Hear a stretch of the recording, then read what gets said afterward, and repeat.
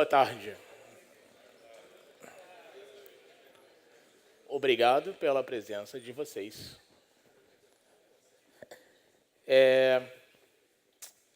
Então, meu nome é Bruno Borges. Eu sou do Brasil, tem outros brasileiros também apresentando. English, please. Oh, tem que falar inglês? Quem quer que eu fale inglês, levanta a mão. Quem quer que eu fale em português, levanta a mão. Eu acho que o pessoal de Portugal ganhou. Então. Oh? It's supposed to be in English. Quem não entende inglês? Ok, então, sinto muito. Thank you for coming, and we're going to speak in English, because everybody understands English. And as piadas eu vou fazer em português. Então, let's continue the presentation. I'm just fun one. So this talk, it started as proof of concept, and it still is a proof of concept. But it tries to explore the idea of combining enterprise integration patterns and serverless functions. And as I talk about it, I'll try to raise things that we should do and we should not do, and how we can combine these things in a way that makes sense. So first things first. Again, I'm Bruno Borges. I'm part of the Azure Cloud Developer Advocacy team at Microsoft. I'll do some demos on Azure, but the technology that I'm actually going to show you is Apache Camel, which is an open source Java framework for integration, and which you can run on anywhere.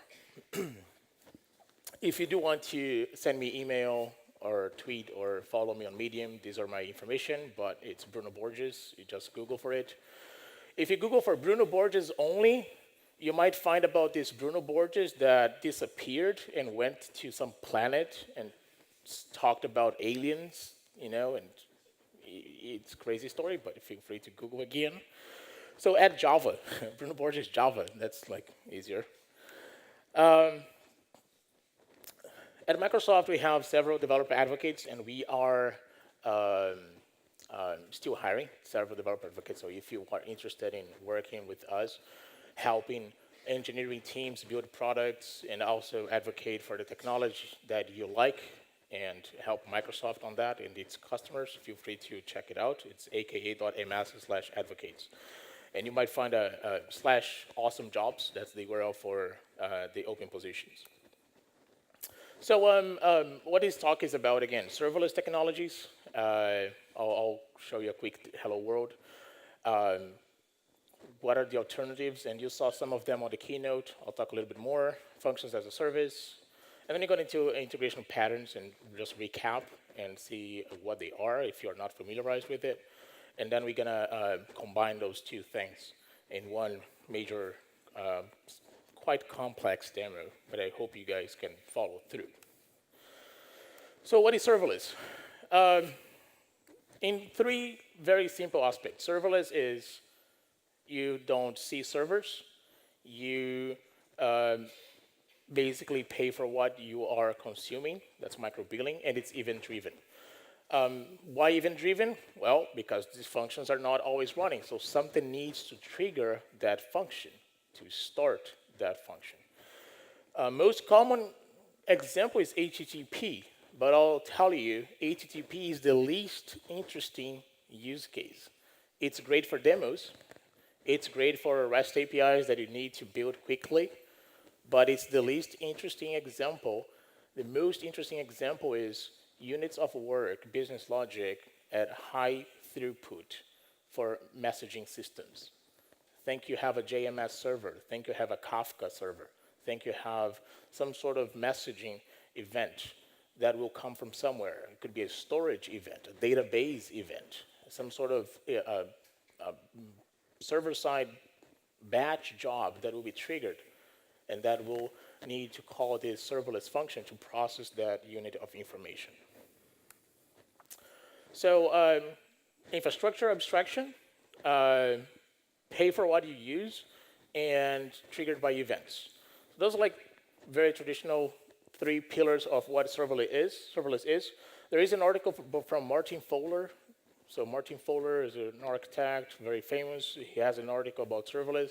If you want to dig into this approach, I highly recommend you read his article. Okay, so what happened and why we are here today on this serverless approach? And this is something that this slide I made myself because I had this idea in my mind and I wanted to have other people like you visualizing what I visualize. At the beginning, we had the idea of hardware. We just go to Dell.com, Lenovo.com, and we buy the hardware, HP.com. We buy the hardware from these companies. We move that hardware into the data center. We put in the rack, connect all the cables, get a keyboard and a monitor on that little cart, and then connect to that rack, and then start installing Linux from scratch. Or Windows Server, I don't know. And then you end up having no life, because now you have a pet. You gave name to that server, right? You need to take care of it. You need to feed him, right? It's like your little Pokemon. So you have no life, and if you already have kids, this is another kid. Sometimes you do have to change diapers on this kid. So eventually you figure out, okay, I don't want to have pets. I don't want to have more kids, enough with the kids. And I just want to have a server that I need to run my stuff. And then virtualization came and said, okay, create a new instance and just give me the IP address and the private SSH key that is automatically generated.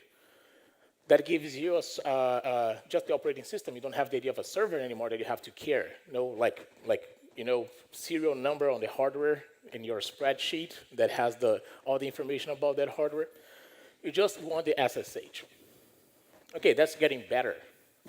But then you realized, I don't even want to manage Apache. I don't want to edit httpd.conf.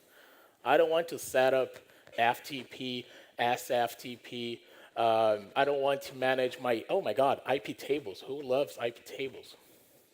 You don't want to love IP tables. Stop loving IP tables.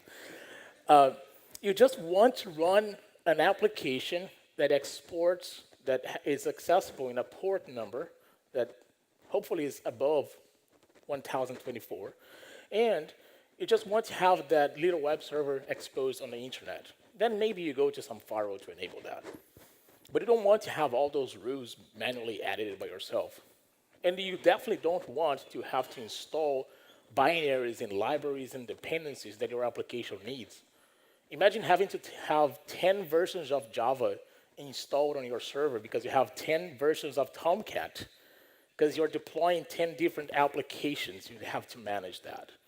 And then suddenly you have all these shell scripts that set up everything for each application, and then you run it once, and then you forgot, oh, the environment variable is pointing to the wrong JDK. That's the situation that you get into because you're still on the OS. So that's why we went to this idea of container. Containerize everything, and then just run my container. Inside the container, I have everything, my shell script, my specific JDK, my specific Tomcat, maybe something else that is required, like a binary on the Linux, because your Java application calls this binary.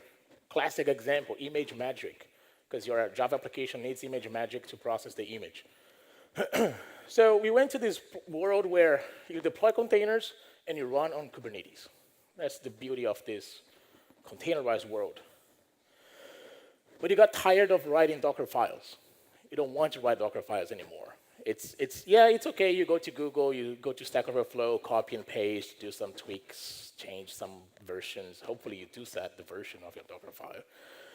And then you set yourself, no, I just want to have a piece of code, and I just want a REST API, a REST endpoint API. I just want to run it. Because literally you don't give a damn anymore. You don't care. You don't care about anything of this because you already have 5 kids. One of them is still on diapers. The other one just went to university, and now you have 2 big problems. One is like little one, but the other one's big problem.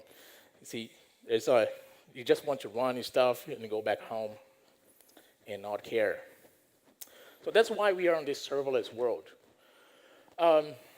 It's very interesting, it's very nice. You just focus on your business logic. That's the main purpose of this approach. You don't want to deal with the infrastructure. And there are many ways that you can do this. We saw in the keynote from Stephen, we saw he highlighted a couple options. One that he did not highlight that is in here is Project Riff. So the other ones he showed on his keynote. So OpenFast, that is sponsored by VMware today. Apache OpenWhisk, that is mostly sponsored by IBM. FN Project from Oracle. Kubeless, that's a combination of Microsoft and other companies. Project Riff is from Pivotal and is the foundation of their upcoming solution called Pivotal Function Service. That should be what these other cloud solutions that you have heard of are look like. So Azure Functions, Google Cloud Functions, and Amazon Lambda. So what's the difference between one and the other? The other is you literally don't care. You cannot care less. It's like just run it for me and just throw the code over there. It's JavaScript, Java, Go, Python, Ruby, PHP. Not PHP, but PHP is okay. In C#, you deploy there, it runs. So you just have any programming language that those platforms support. And lots of them, they support several programming languages.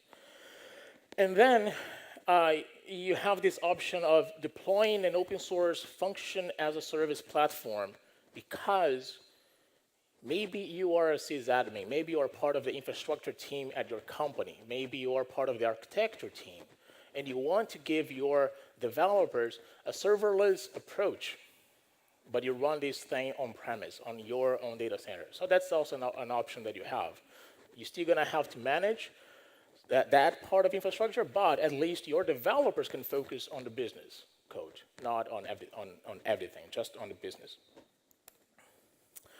So to give you an example of how this looks like, I'll show you Azure Functions. So I have here an issue with my laptop. That's what I have. Oh, Jesus. Oh, no. That's why I prefer Windows, but too bad. Too bad, too bad. Oh, no. See, they told me, Bruno, you have a choice. You can run Windows or Mac. Yeah, how silly I was. Okay, so let's do this thing called Control-Alt-Del on a Mac. And we start over. Have you tried turning it off and on again? Yeah, that's always works. Okay, it's turning on. And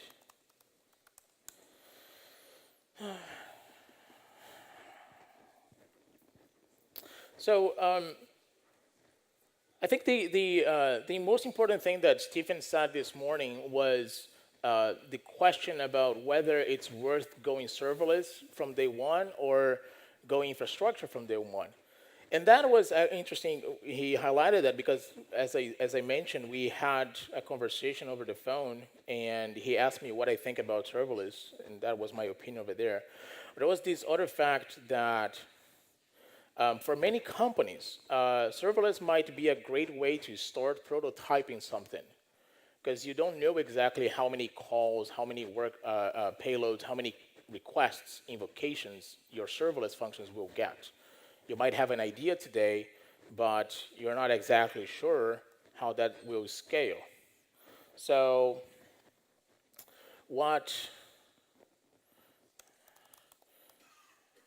this is the part that I am having some issues. So let's do this. So scale.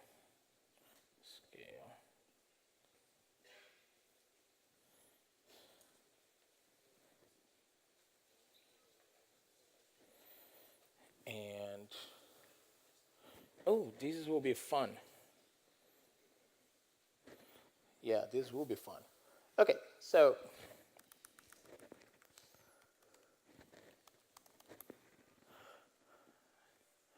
Oh, yeah. Can you guys see on the back? Yeah? Okay. So I'm going to show you a simple function that, because I travel too much, I enjoy playing with it. It's called NATO for me. NATO, who has been in the military service? So, Alpha, Bravo, Charlie, that's the NATO alphabet. And when you call an airline company, they will usually ask you for your booking reference. Oh, give me your booking reference. And I'm like, yeah, B as in Bruno, V as in Victor. And then if you just use the NATO alphabet, these people on airline companies, they're trained to know the NATO alphabet. So there's no more like Carlos, no, Larlos, no, Darlos. It's like, yeah, it's Charlie, it's a C. Charlie, it's always a C. It will always be a C. So there's no confusion. So there's this little code that converts codes into the word that represents that letter. And I have here a Java function that will be running online and that will get the codes that you want to convert. It will parse these codes using this little stream code here. For example, map for each NATO, for each letter, I'm going to convert the code as a list of converted, and then see set expanded, decode, and then I'm going to send back a list of NATO codes. So this code here, I can run it locally. So let me go back to my terminal.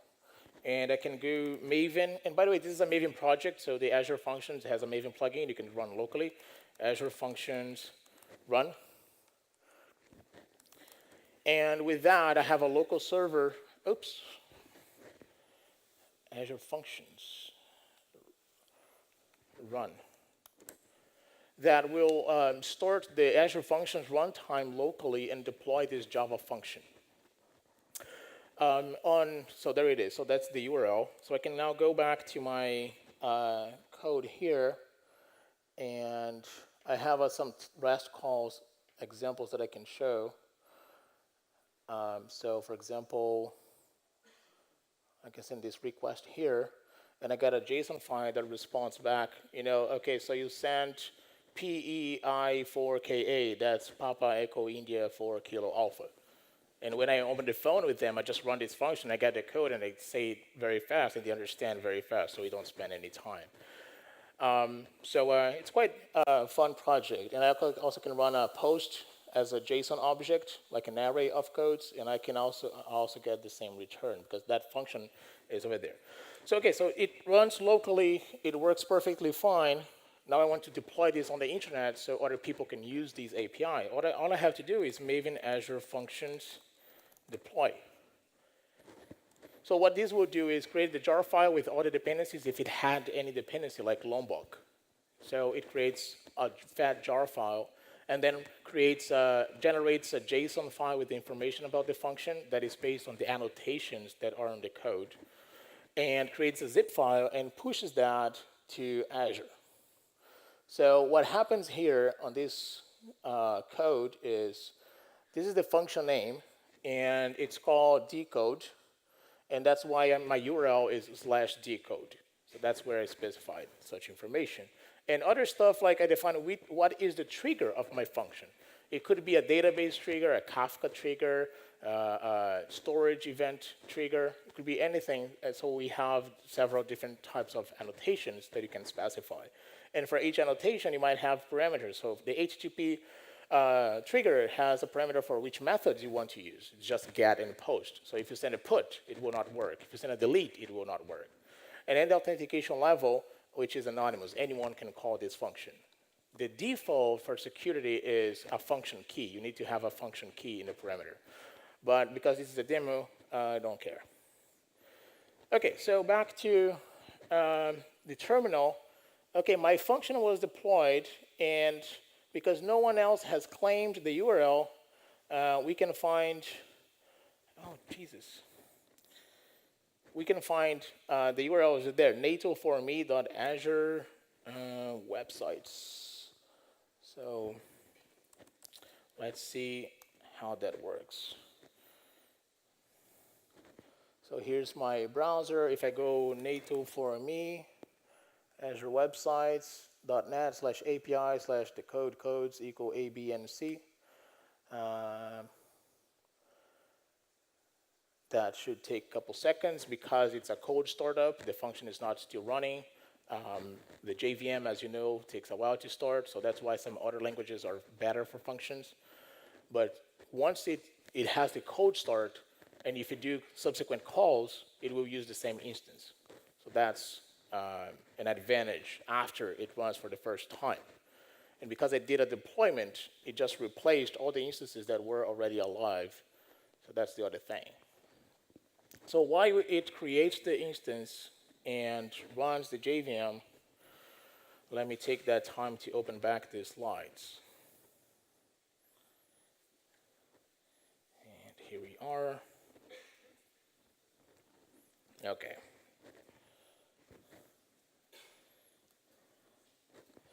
So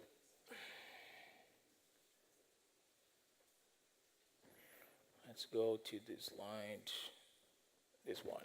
So these are just a couple examples that you can use as triggers. So continuing the conversation, once you have the idea of using functions, you're going to realize that your application is just becoming more complex.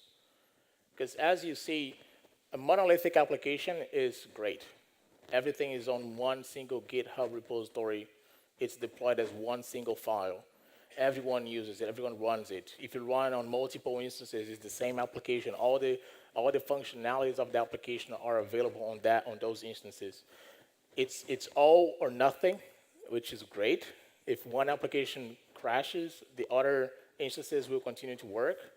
But then it becomes a problem when you want to evolve the application in pieces. There's no way you can just evolve one part of the application and have everything else still working fine. For every change, you have to test everything. So that's why we broke down into microservices. That's why we see this pattern. So we have larger teams working together and working in different applications. And at the end, you realize, oh, we have this serverless thing. It's cool. It's easy. So let's go break it down. The problem with this is the granularity and the amount of functionality that you have exposed. And as we know, the higher the integration points, like functions that are calling other functions, the higher the complexity of your system. So there are ways to solve this problem when you can look at some piece of source code and you can find how the information is flowing, who is doing what, and when, and who's calling who. So that's why we have enterprise integration patterns, so we can help ourselves in defining message flow, mostly asynchronous, but also messaging flow in general. One good example of a website for us humans, not systems, is if this then that. So you can have a flow of events that something will happen. So let's say you got a file, an email, and the email has an attachment, and you want to save those attachments into a folder on Google Drive. So there's a recipe for that. There's a recipe for getting, let's say you save something on Getpocket, and that automatically sends to your Evernote, because you prefer to read on Evernote. Or RSS feed. Let's say there's a new article that came out on this page that you follow through RSS, and you want to know by SMS that there is a new article. So there is another recipe for that. So enterprise integration patterns are like if this and that, but for systems. Sometimes messages are sent from humans when they input something, but in the end, it's system-to-system integration. And there's no better book to learn about integration patterns as enterprise integration patterns. The only book that talks about this topic at the deepest level.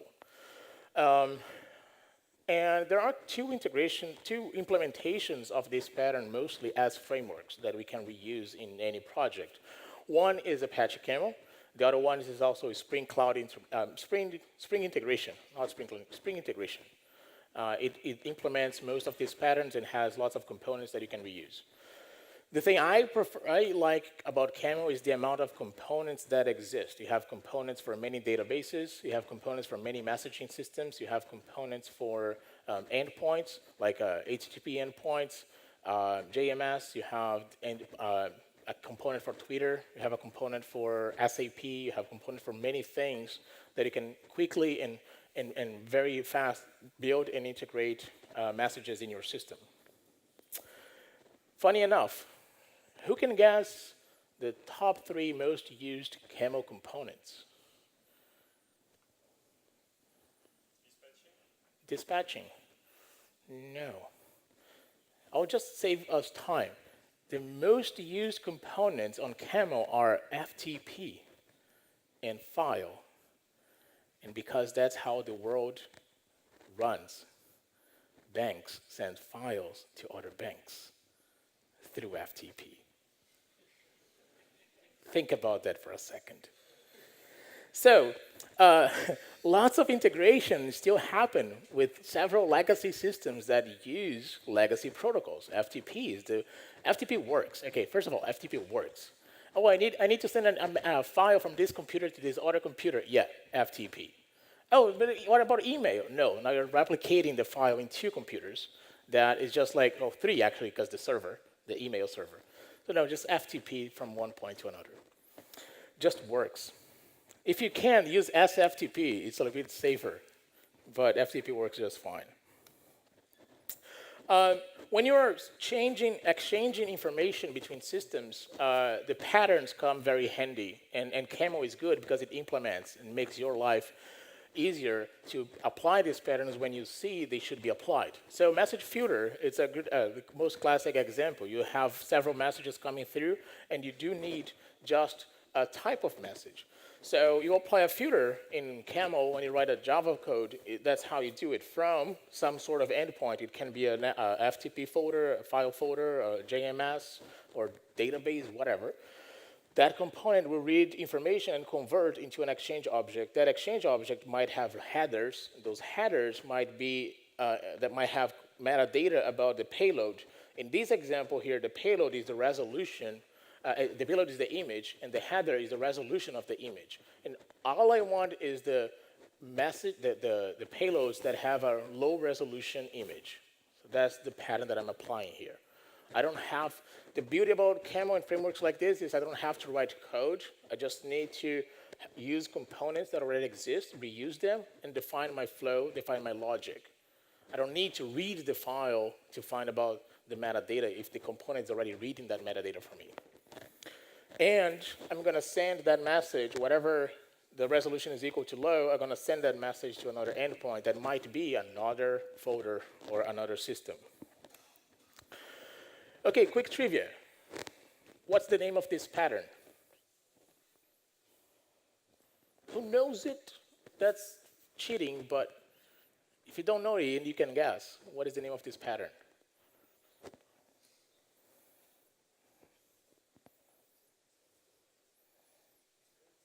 Five seconds. You're going to win a special Azure credit because I have here 100 more than the usual dollars. So I'm not giving cash, just to clarify. Who said splitter? All right, there you go. You just won $100 in credits, not cash, with Azure. All right. This is splitter, right? This is a message splitter.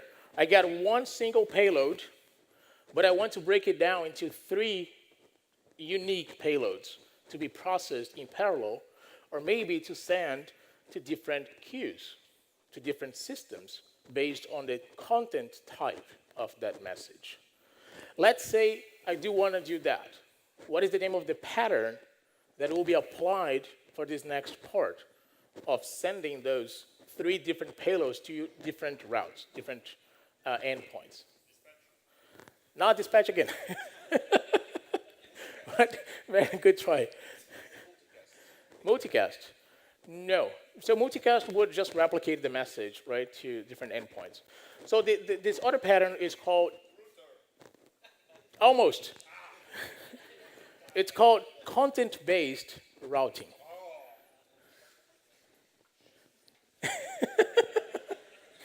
Okay, you won $100 just for effort, I would say, in credits. Okay, So let's run a demo on Camel where we can see some of these patterns applied. And let's see if I still have time. Yes, I do have time. Okay, let's go back. And I do hope I don't have to restart again. Oh, Jesus, come on. Yeah, so this is what I'm going to do. I will not go back to the slides in full screen. So while it starts again, oh, come on. Okay, so it's starting again. I'm going to save the credits, or else I'm going to forget that you guys want credits. Okay, so it's starting, and let me get you guys the 2 credits for getting one answer right and one answer 3 times wrong. So in Brazil, there is a, Fantástico? You guys probably know that, right? Yeah, I hate it. But anyways, they show the matches, the soccer matches, the football matches, right, of the weekend. And whatever player scores 3 goals, they go there and interview that player and ask, hey, which songs do you want to be played on Fantástico while your goals are presented to the audience? Most of the time they pick some creepy songs that only they know because, players come from different places, not just from rock band songs, cities. So there's all different songs that they play, mostly funny songs. And, you answered 3 times wrong. I think that deserves you. There you go. You got 3 times wrong. You just found 3 ways to not do it right. That's okay. That's okay. Okay. It's because you're French.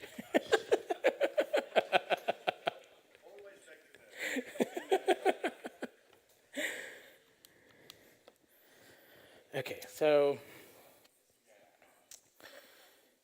all right, there we are. And let's open our folder where we're gonna run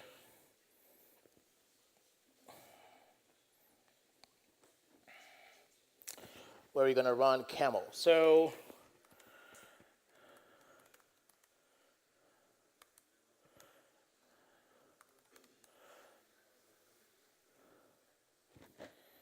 I got this code here that I wrote for Java 1 years ago, but it still just works. I recently all I did was update to the latest version of Camel, and it was super easy. So this is the code. Let me just reduce a little bit more. And it uses the Twitter component. It's gonna scan for keywords, and I'm gonna set for World Cup, maybe to get some pictures from World Cup on Twitter. And then there's this route here. So it's going to process the images that are coming from Twitter, the tweets that are coming from Twitter. And I'm going to process them and extract the image that is in the tweet. So every tweet might have up to 4 images. And all I want is just the first image, because I have a special grid on the web interface that will show the images of each tweet. So I apply a filter after processing statistics, and only the objects that are of class tweet will follow through. And this is another pattern called message throttling. So message throttling is a very common pattern where the receiving system cannot process too many messages as fast as you can send to them. So let's say Twitter has what? Like millions of tweets per second. And what you're going to do is call your telecom company to send SMS, and they never can process that fast. So they can do what, 10 SMS messages per second, maybe, on their gateway. So you need to throttle that in the middle or somewhere. So you're going to send up to 4 messages or up to 10 messages per second. So here I do up to 4 messages per second. Everything else is just ignored. Okay. Now I'm going to marshal this into a JSON object using JSON.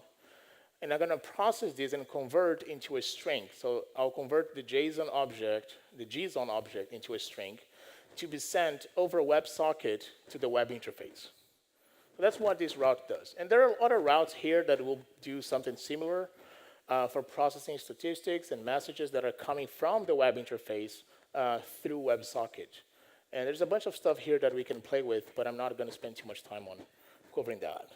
If you do want to look at the source code, it's on GitHub, /Bruno Borges GitHub. So Maven, let's just call Maven because that's, wait, don't. Yeah, I need to change the search term. So I was in Barcelona last week. Let's just World Cup. Okay, and don't take pictures of my keys on Twitter, please. Thank you. Okay, so let's call Maven. And, okay, cool. So it's already processing tweets, as you can see. Tweet count 39, 52, 59. It's already processing several messages because World Cup is happening. There's probably a match at this time, and I can see that most of you are not football fans. And let's go to the application. And that would be this. So these images are being processed from Twitter, and it only gets the first image of the tweet and sends back to here over WebSocket. So basically, I can know what's going on the World Cup without actually looking at Twitter or anything. Just look at here and just look at the pictures, right? So that's my little trick to see what's going on a big screen. That's the funny game. Okay, cool. So now I have some problem here because I did not optimize my code. So when I tell Camel to shut down, it will try to shut down nicely. So it will wait for all the tweets to process. So this might take a while. So I'll just, kill all -9 Java. There you go. Always works. Never disappoints. Okay. Never disappoints. It's perfect.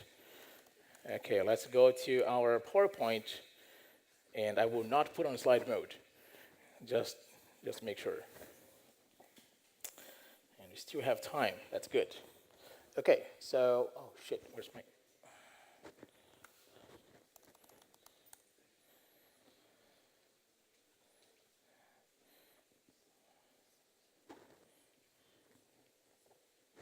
Oh my God, I just saved the day. Okay, cool. So here we are, and let's open this damn thing.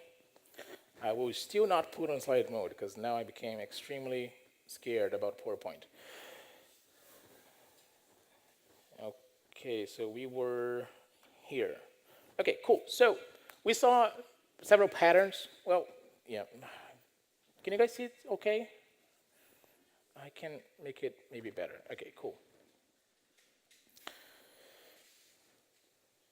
Yeah, it sounds okay.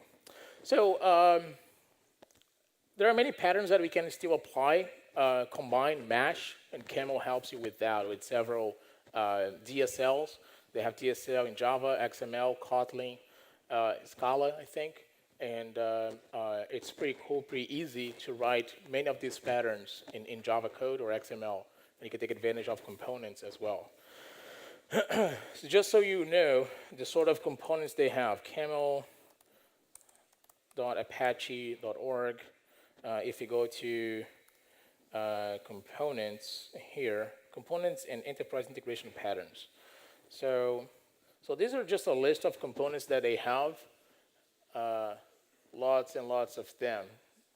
Box, they have a box component. You want to save files on Box or Dropbox, they have a component for that. Cassandra, CMIS, Console, Control Bus, CouchDB, CXF, DNS, Docker, Dropbox, EJB. They have a component for EJB. It's cute.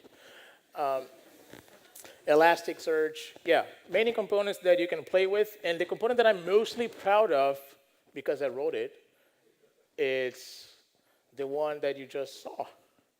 the Twitter component, which I had a lot of fun playing with it and looking at source code to figure out how to write a component. And these are the integration patterns that Camel implements. So if you come here and you click on a pattern, it will show you how to configure, how to use it in different DSLs. So we basically saw today the message channel, pipes and filters, message router, endpoint. Yeah, we saw some of them. Message filter, dynamic router. Yeah, we saw some of them in this code. Okay, so once you learn these patterns, it becomes really easy to figure out the solution of a problem, because you know what, when you read the book, and I don't suggest you to read the book as a fictions book. It's not a nice story. It doesn't have a happy end. It's just a list of patterns and explains technically the common use cases for each pattern. So it's a good place to learn how and when to apply them. Some ideas of use cases combining serverless and patterns.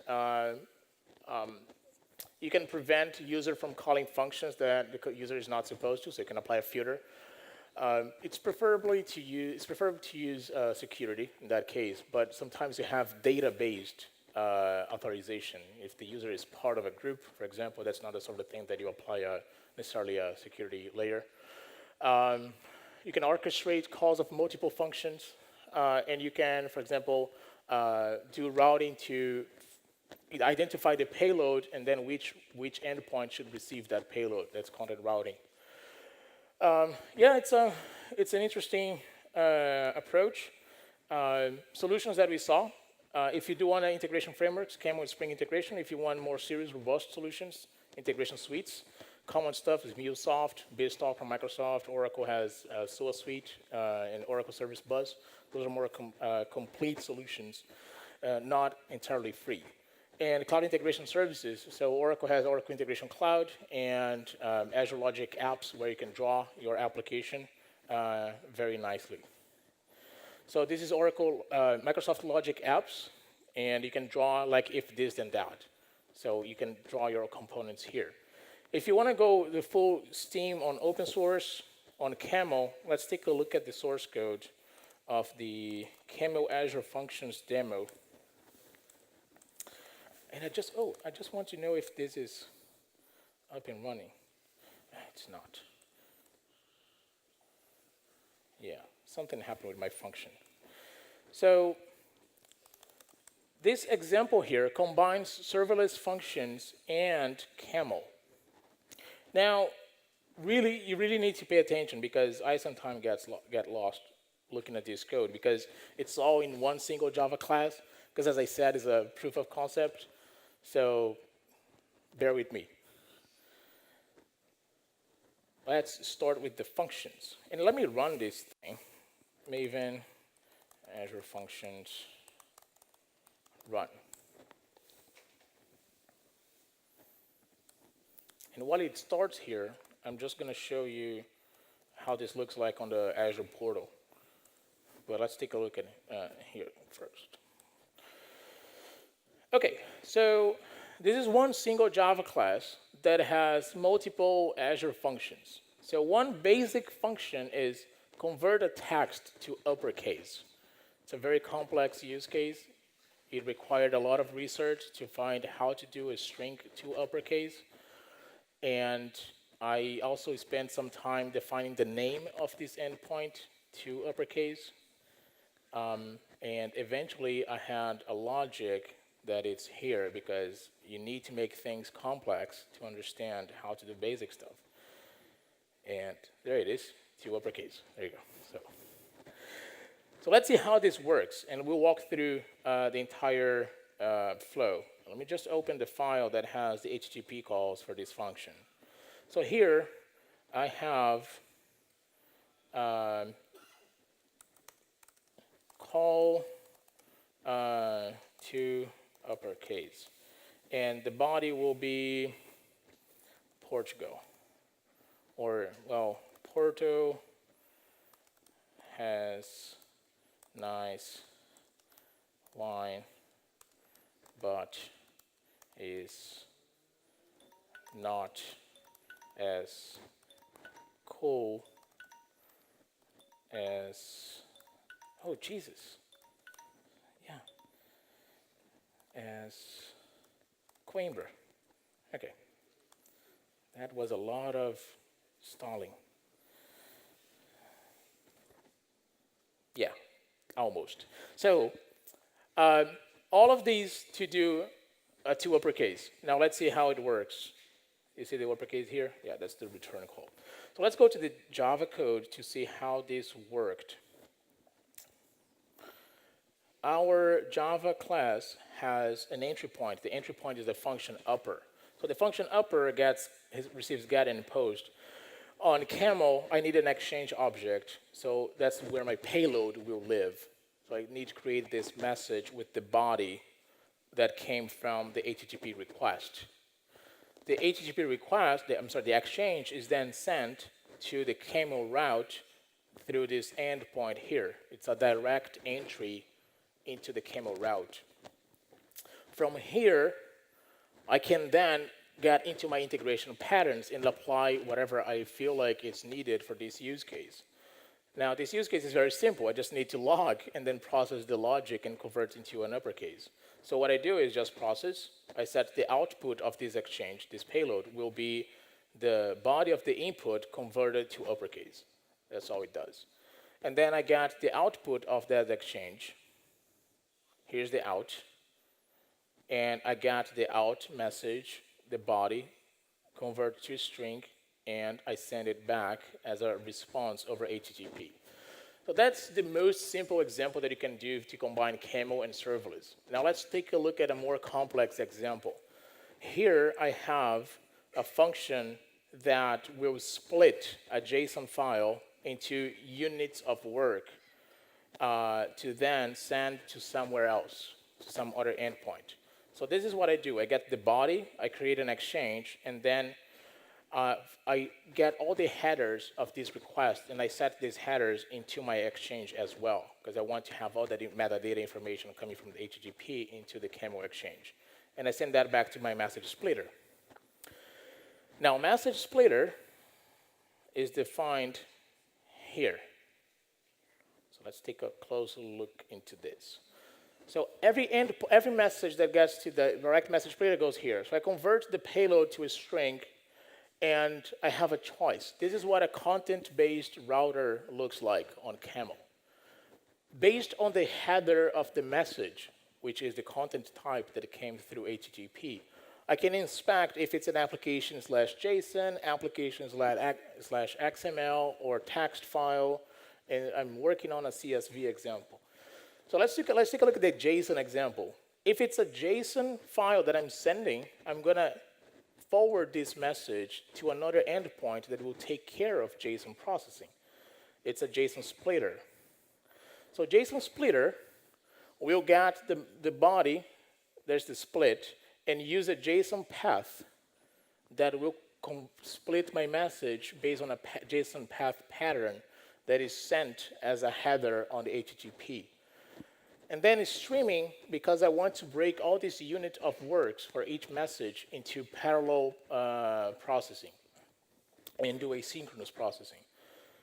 So how does this work? So here's my message. I want to send to message splitter an application JSON. Here's my split pattern. And I want to send codes. And I want to split the array of the property codes, and which is over here. So each of these codes will become an independent unit of work in my processing. And for each unit of work, I do have a destination to them. Destination is another serverless function that is configured to queue that message on a Kafka server. And I'm going to use post because that's the HTTP method that this serverless function is configured to support. So if I call this,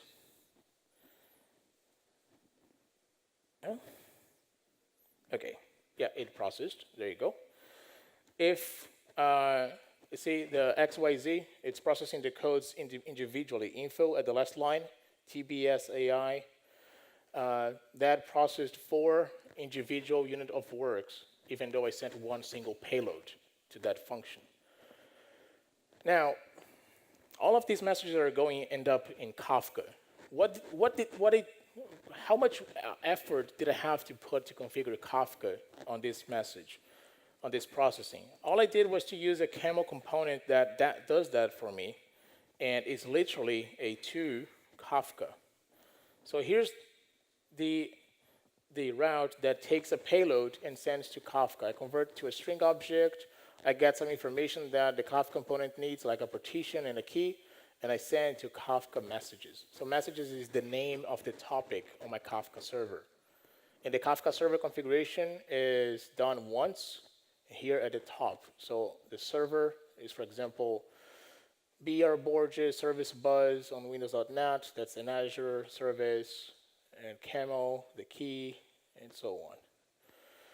So this is breaking. I'm basically applying a pattern to split the JSON object, do a routing, split, and then I send to dispatch. Finally, you get your dispatch, and the dispatch will send to Kafka. So there was a dispatch somewhere.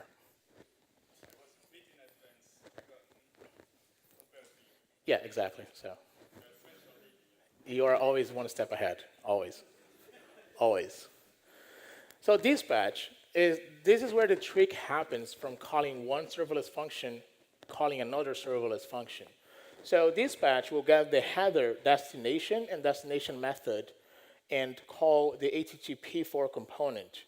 And this address is not used, it's just a mock. It will actually use the HTTP URI header information that is in this exchange. And that's why when I send this payload, I send destination header and destination method. So I basically have a serverless function that will call another serverless function that will call another serverless function. And all these functions, the interesting thing is that they can be reused. And that's the interesting part about integration patterns. You can have all these endpoints, and you can combine them as you see fit on your use case and reuse technology, not just continually reinvent things. So serverless functions might be interesting for when you do integration because you can isolate some functionality that can be reused by other systems. So that was the demo for combining everything.